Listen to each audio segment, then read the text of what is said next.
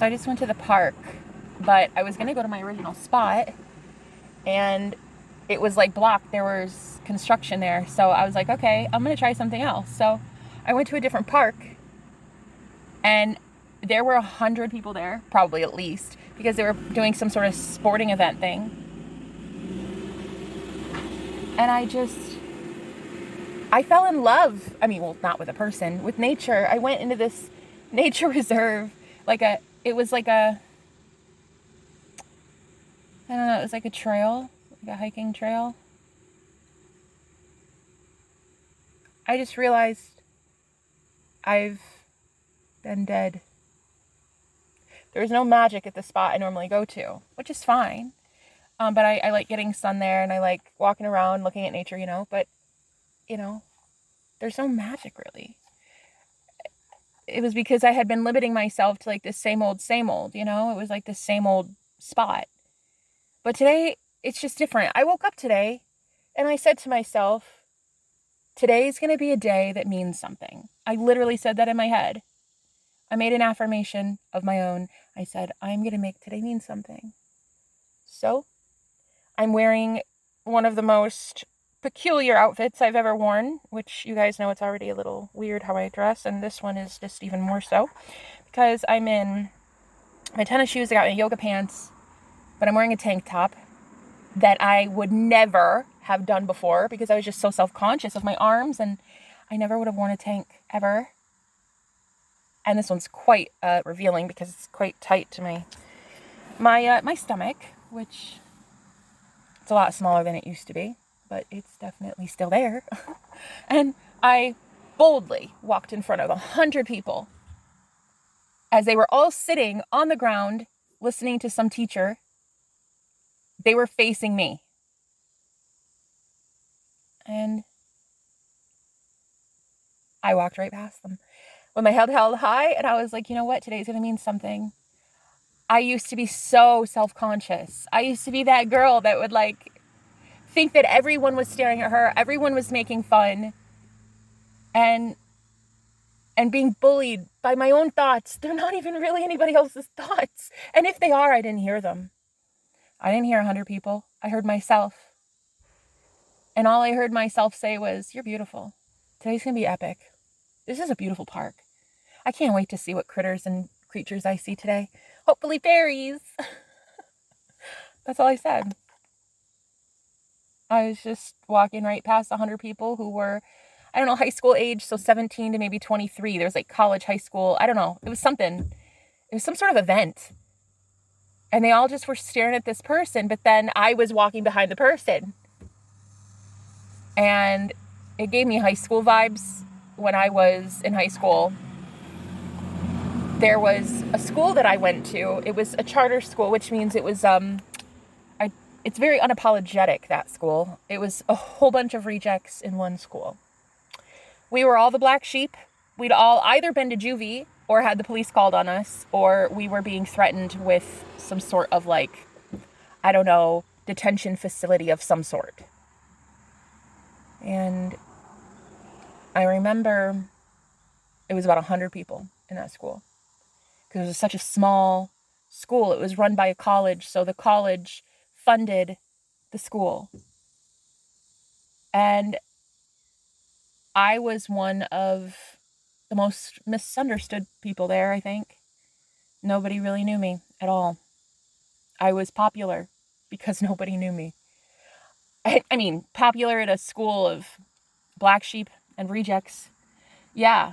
I mean, some of my best friends were the loudest, the most, I don't know, confused, and often kind of mean people.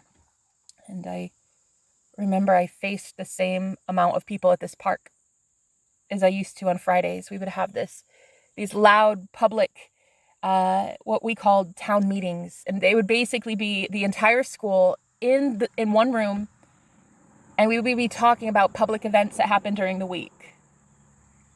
And I remember I would get up and have to say something every once in a while if I was called on to, like, hey, what happened here for this, the book club, or what happened here in science, or what happened. And that's actually where I was voted most likely to have a talk show. So it kind of worked out. But 100 people, 100 people would stare at me. And I was terrified for people to see me. Like, I've been overweight my entire life. I've just been bullied my whole life. But today it marks something completely different. The same amount of people, the same age group, all staring at me. Although now it's even a little bit more odd and a little peculiar because there's just this random chick walking by herself, and it's like I didn't have anything to say, I wasn't called on for something, so it was even weirder. But yet, calm. I just kept my head held high and I looked at the group, looked away, looked at the group, looked away. I'm just like, wow, like, this is fucking cool. What group is that? Like, what are they doing? I didn't see bias anymore. I didn't see judgment anymore. I didn't see a group of bullies and mean people. I didn't see any of that. I just saw, I don't know, I just saw, like, innocent kids. Like, I just saw kids, And I just went walking. And then I had the best time because I started talking to my spirit guides. I started talking to nature. I started looking at the river. There's a pond, and I looked at that, and I looked at the dragonflies, and looked at the butterflies, and I took the scenic route. Eventually, I got to this point where there was a bench. So I wiped off the bench, and I sat down in the sun and wanted to get some vitamin D. I sat there, and only men, but 3 men, walked past me at separate occasions. 2 of them didn't say a thing to me, not even hello. It was weird, sitting there and then seeing someone else walk past you. And, I'm not saying yes, hi first. I'm just gonna go about my business and just sit there. So I all of a sudden got this urge to say hello to the 3rd one, though. Because the 3rd one, I don't know, seemed friendly. His aura was so different. The other 2 were really closed off, really kind of, I don't know, they looked kind of grumpy. But the last one, oh, you just had a different aura, So I said hi, and he said hi, and asked how my day was. And I said, pretty fudging amazing, man. Pretty much the best day of my life. And absolutely nothing happened today. That is when I realized I've been dead my whole life. I have been dead to life. I didn't even know living was a thing. I didn't even know I wasn't living. I didn't even know that you can walk around like an avatar in this fucking matrix and not even be alive. I've been like a fucking bobblehead for the last 33 years. I mean, after, we just said hello and have a good day and whatever, he went ahead of me on his bike. Later came back the other way and said hi again. I realized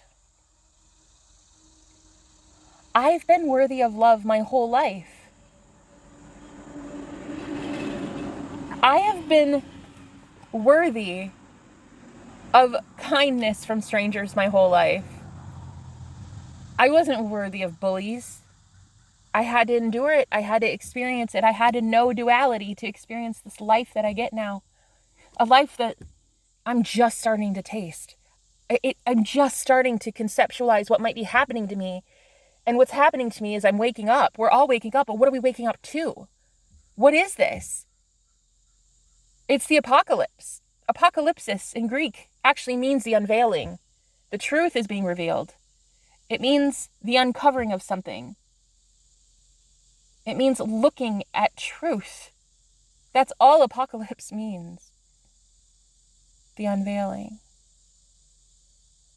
So as I stood there watching the water, talking to my guides, I started crying.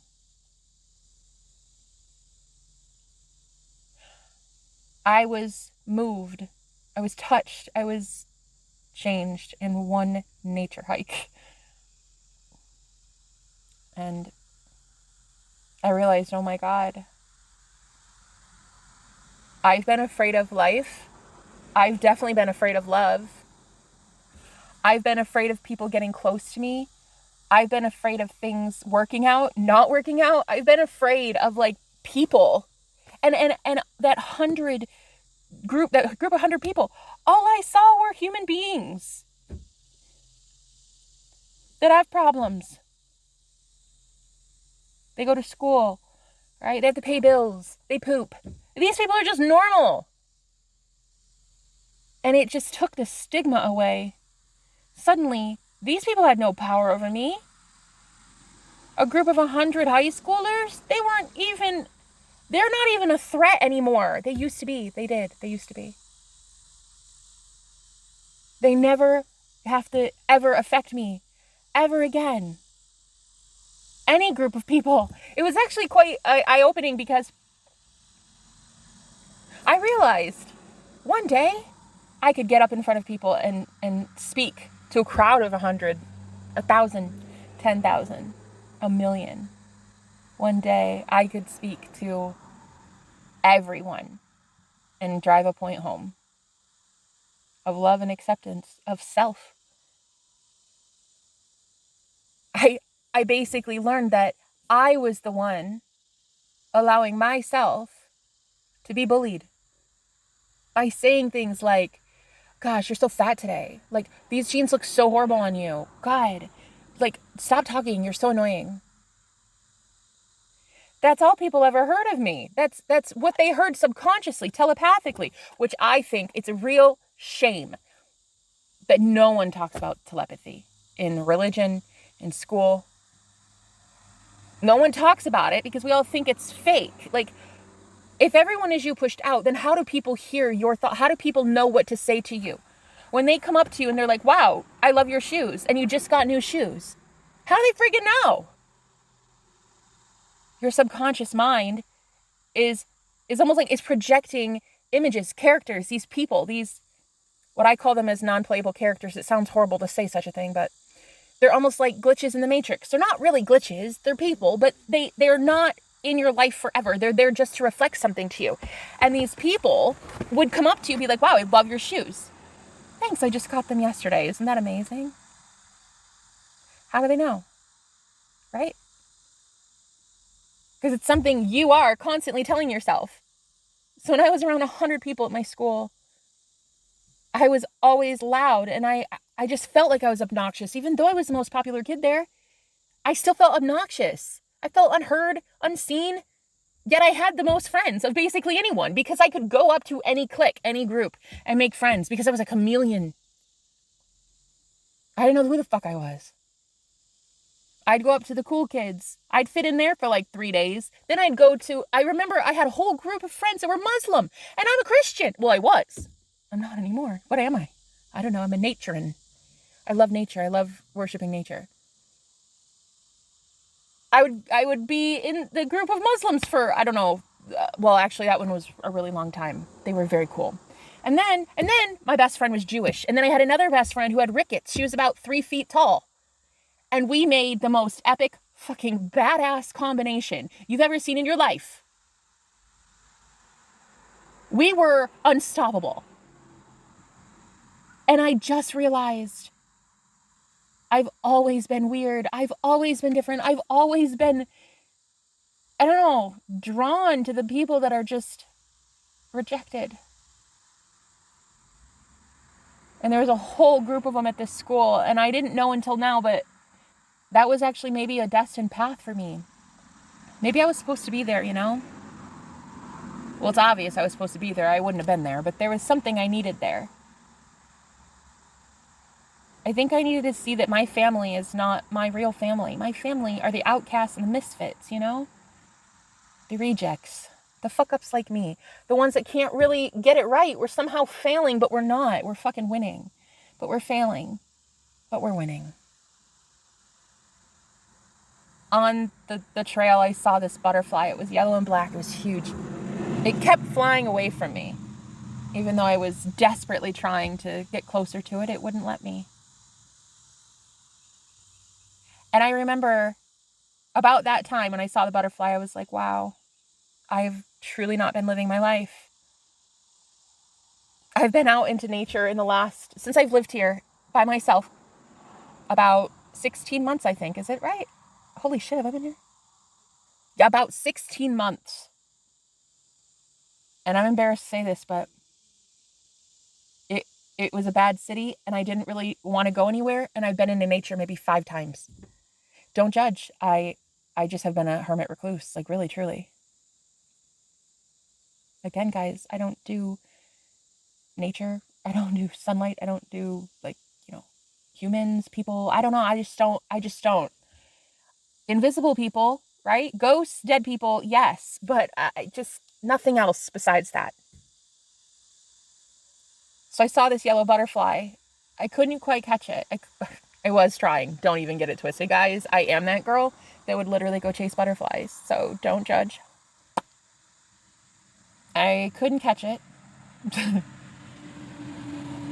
And I thought, how beautiful. Like, what a beautiful species, a yellow and black butterfly. It's gorgeous. It's gorgeous. And it's huge.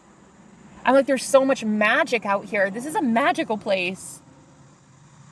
I even have magic in my live streams. Like, I have magic everywhere I go. And honestly, I would die again to get it. I would. I know I've not been alive, and I've been dead my whole life. But honestly, it was a sacrifice I think all of us made. All of us. We all wanted to experience duality of the 3D. And it means that Christ consciousness had to die for that. The Christ within you. It's a metaphor. The life within you, the life-giving energy, the life-giving blood, the life-giving, right? It had to die for you to have life everlasting. If everlasting life is only ever in the present moment, then that's what it is.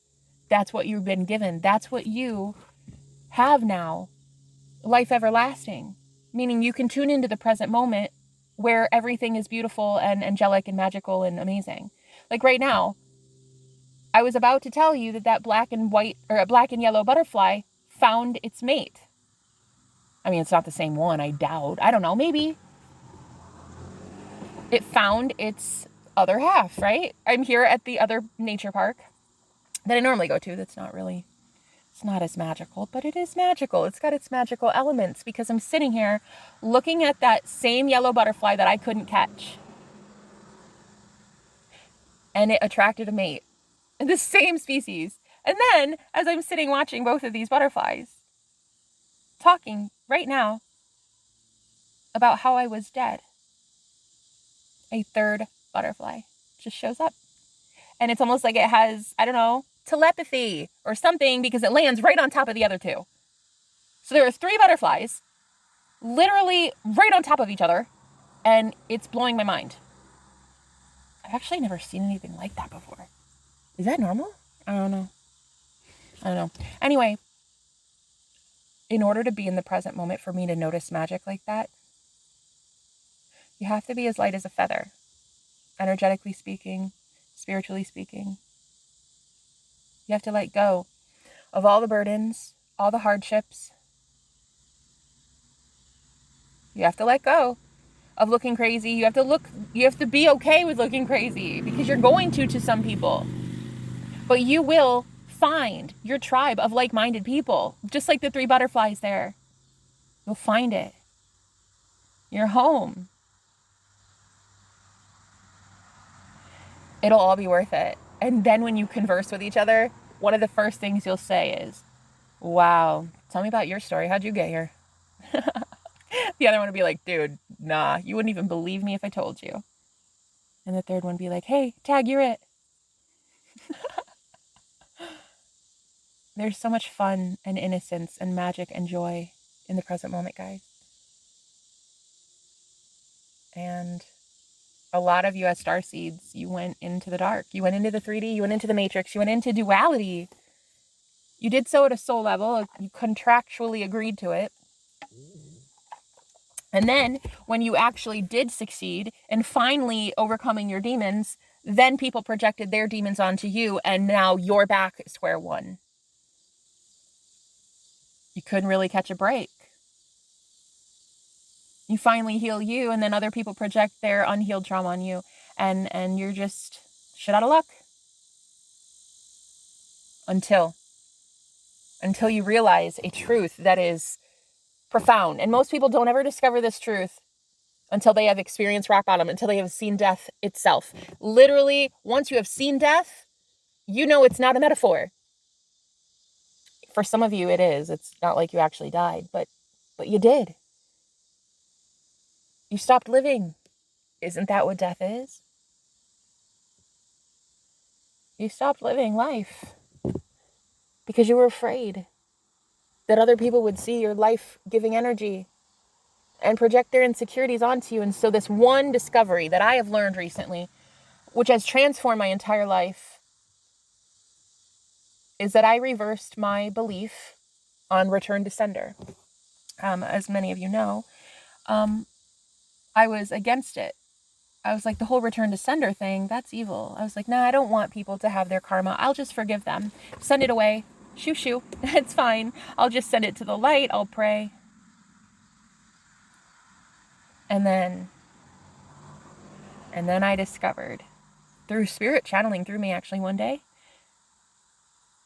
it wasn't black magic. It's not black magic. It is literally sending them karma that they deserve, because karma is how we wake up. How did you wake up? How did I wake up? Through karma. Paying off our karmic debt. What's owed. We did it for ourselves. Right? So that's what I did. I returned to sender all of the evil eye, projections, hatred, any resistance to me being love that other people have. Oh, you're just so weird. Oh, she laughs all the time. She's so weird. She's got like this, I don't know, she's too bubbly. She's too, I think she's fake. I think it's a fake thing. I don't think she's really happy. That's a projection. That's an insecurity that you have. Or whoever, I'm not saying any of you have that, but when I was a kid, that used to be my biggest curse. I would get happy. I'd have an amazing life. I did. I had a lot of friends. We were all kind of weird outcasts together, but I would be happy with that. And my enemies would project hate onto me. Oh, I think she's just fake. I don't know. She's such a fake. She's so two-faced. Like, I don't like her. I don't like her. I think she's kind of stupid. And she's so loud, too. But that was because that was my belief of me, too. Because I had internalized what they had been saying. If it would have just bounced off of me, gone back immediately to the sender, literally they would have received instant karma. But I internalized it. So their projection of me being too happy, too fake, was their projection onto me, and I internalized it and absorbed it and said, oh, no, you're right. You're right. Yeah, I shouldn't be happy. You're right. You're right. How long will it last, right? Yep. You know the type, guys, though. You get happy. Somebody comes up to you. Yeah, but I don't know. You got to be careful with that. I just don't want to see you get hurt. Right? Or, wow, that must be nice. Huh. How come you get that? Or, wow, her smile is so ugly. Like, she's just so ugly. You know the type, guys. And mainly, I would just absorb it. I'd be like, nah, you're right. Happy? Nah. You're right, it's overrated. It's only going to last a day anyway. My grandmother was bipolar schizophrenic, and so when she would be happy, everyone in our family rushed to make sure that she got back to a normal, even keel of sadness. She was very manic bipolar, so she'd have these really high highs, but like increasingly low lows, like to a point where she wouldn't come out of her room for like a week. She was an Aquarius, and I think she was really tuned in. But nobody supported that in her. So anyway, my grandmother, she would go to like the casino and spend 3 days there by herself. Come back later wrecked with debt. And, my poor grandfather, he'd have to pay it, and they were already kind of struggling. Poverty runs in my family. It's run in my family for, I don't know, a million years? I'm not sure. We've never been rich. I've never known anybody in my family to be rich. But I do know one thing. I'm ready to finally see what it's like to be rich. And maybe have I don't know, a hopeful opportunity at something bigger, It would be kind of nice. If I told you what just happened, you would probably not believe me. I actually think I'm gonna cry, actually. So this guy, he keeps coming by this place that I'm at, which is why originally I couldn't stay here because they were doing construction, right? But I'm here anyway, and I paused the recording to ask him, do you need me to move? And he said, no, you're fine. So this is like the second or third time he's been here. But he never dumped anything. He hadn't dumped anything. I was looking at those butterflies. I can't believe this just happened. I saw him take what is that thing called? The excavator thing or whatever that thing is with the dump truck thing. I don't know. And he literally poured junk from the construction site on the butterflies. And only on the butterflies. I mean, it was like, I don't know, there's maybe 15 pounds of steel, some caution tape, a couple posters. There's something weird about this situation. He literally dumped it on top of the 2 butterflies. The third one had flown off by this point. And after he did, my jaw was on the ground. And he's like, what? I was like, oh my God. So he shut off the machine. He's like, what? I was like, oh my God. Oh, I was watching 2 butterflies. And you just, oh God, you didn't see them? He's like, no. I was like, oh shit. You literally just threw all of that on top of 2 butterflies. So he's like, oh, okay. And he turns on the machine and he drives away. Well, he goes to pick up some more debris, But by this point, I'm like, okay, God, I need to save these butterflies or I need to see if they're dead. I walked over, moved the stone. It's too much, guys. It's too much. This is how God talks to me. I rolled away the stone, bro, and both fucking butterflies flew away. Both of them. Unharmed. Like they hadn't even been crushed. Like there was shit on top of them. And it was like they hadn't even been touched. I about shit my pants. I was so shocked. So the stone was really heavy. So I put it back down. They don't have that home anymore. Sadly, they just don't have that home. That's fine. But these 2 butterflies are alive. And they're flying around. I see them right now, both flying. And so he picked up some more trash. And he reversed the truck over to me in the driver's seat with my window down. And he's like, hey, so are they okay? I was like, dude, I just saved their life. He's like, really? They didn't get hurt? I was like, nah, man, they're alive. Both of them. They just fucking flew away like the baddies they are. And he's like, wow, that's pretty cool. So I just made a new friend. Well, 3 new friends. And I learned a very valuable lesson. Guys, when you are paying attention to magic happens everywhere. But the symbolism of your life starts to become so profound that I was literally here talking about Christ consciousness and how it dies, right? We're talking about the story of Jesus at this point. Like, this isn't even a game. Like, this is fucking real. That just happened. I literally picked up a stone to save these butterflies. And, anyway, so yeah, it's metaphor. I don't believe in literalism really so much. I just don't. I believe in metaphor and allegory. And anyway, Spirit shows me stuff like that. So I went to go save the butterfly. And I did. And I literally this morning said today's going to mean something. I'm going to make sure today means something. I I don't know. I can't even understand what just happened, really. Magic. That's what magic is, guys. That's what it's like to be a fairy princess in the world of the 3D, where there's, you know, those bobcat, you know, construction crews and hats everywhere and stuff, you know what I mean? Like, in a world of that, there's still beauty and magic to be had. And after I saved them, he's like, oh, all right, all right. And he was smiling and happy, and he's like, yeah, let's save the butterflies. After the butterflies rise from the dead, suddenly everybody's okay with it. Isn't it funny?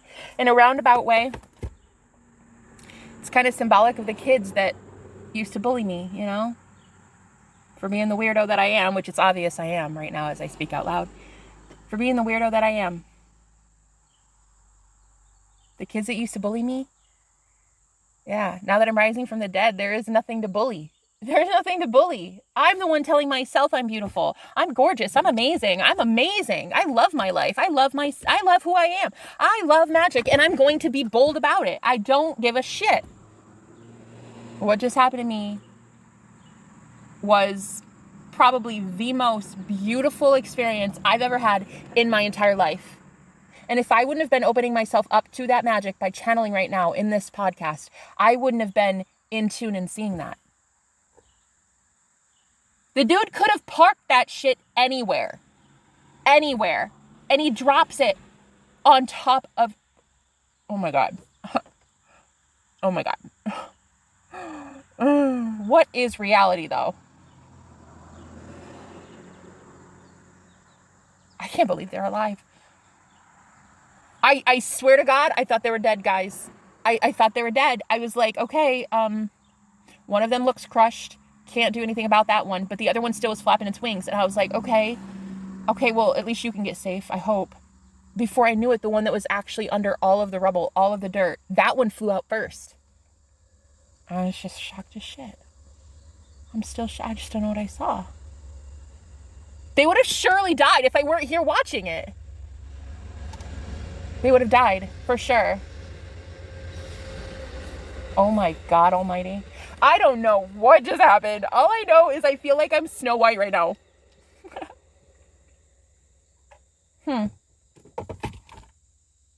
Wow. Huh. And, you know, the guy, he's like this big burly dude, facial hair, like a huge ass beard, right? And here I am like, oh, but you crushed the butterfly. You should have seen his face. He thought I was high on something, you know? And that's actually when I paused the podcast. I think what I was saying was how people used to be like, wow, she's so fake happy. She's so fucking weird. She just got this like happiness all the time. It's like fucking disgusting. She just oozes fairytale. Ew.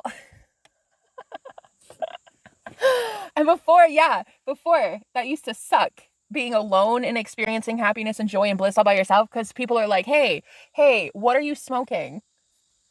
And you're like, dude, it's just the Holy Spirit. I'm smoking the Holy Spirit. And people think that you're insane. And I'm like, that's cool. So like that guy and I, we might not be friends. It's cool. But at the end of the day, he loved that I saved the butterflies. So could we be friends? I think that's why I had so many friends in high school. Because there were so many of these kids rejected by their family, by society. They were rejects. They were black sheep. They were angry. At what was happening to them. People convincing them they were nobody. Do this, do that. You're not going to go anywhere. You're not going to get any bigger than this. This is like, you know, go to college, do this because that's what we tell you to do. To be a lawyer, to be a doctor, that's what you do. My friend that had rickets, she was about 3 feet tall, about. She married, had kids, and I don't know if she's happy, you know. I saw her Facebook one time, and I don't know. She looks happy, you know. I'd like to think that she is happy, but I also know that her entire family, they had this preconceived idea because they were very religious that it was the quiverful movement. I don't know if you guys know what that is, but basically it's baby. Yeah, baby. Like you have to have like 15 kids. So she ended up having kids with her husband. And I'm sure she's happy. I'm sure. But there comes a point where a lot of us are choosing to break the mold. Like, I'm 33. I don't have any kids. I don't have a husband. I don't even have a pet. And I guess I never realized how different my life really is. Like, how weird my life really is. I don't know. There's just so many things coming to light today. And I don't know. I think I'm grateful for it, but I'm also not sure. But anyway, I think she's happy. But she was told, just like the rest of the people at my school, hey, you need to do this because that's what we do in our family. I remember when I was with the group, the Muslim kids, I remember I worked with the leader of that group. There was like a leader of the group. He was like the it guy, right? Everybody went to him. He was like, oh, he was such a beautiful soul. Oh my God. He was such a gorgeous soul. And we were like best friends because we worked at Subway together. I was 16. He was 16. And I had the biggest crush on this guy. Oh my God. I was the only non-Muslim that could sit at their table because we were such good friends at Subway. We would close night shift together. It was like 10 p.m. and we would listen to Love Life 99. I remember it was Love Life 99 by Delilah. Delilah, you guys remember that? The Love Station. And I just remember I listened to Delilah all the time. She was amazing. She was like, she would teach people how to be in love, basically. And I didn't need to be taught. I was already loving bread guy. I was loving him. He was amazing. And he fixed my car at 16. I had a broken down car in the parking lot one day and he went and jump started it. He's so sexy. And I got to be at his table.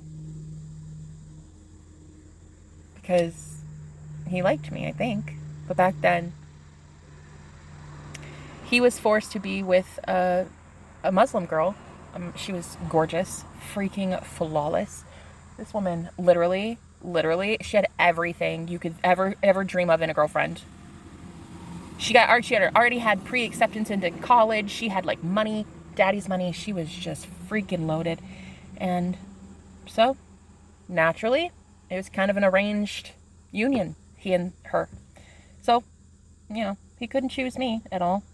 But I still chose him. He was my first real love, I think. Yeah. It's kind of weird to say out loud because we were just completely opposite.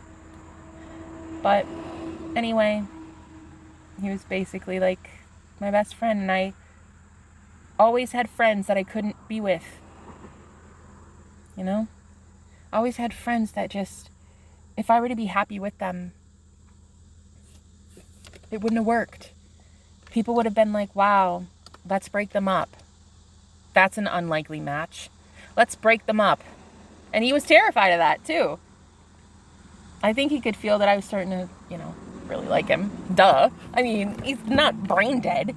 So he basically said, listen, I don't think you can sit at our table anymore. And I said, okay, well, why? Why?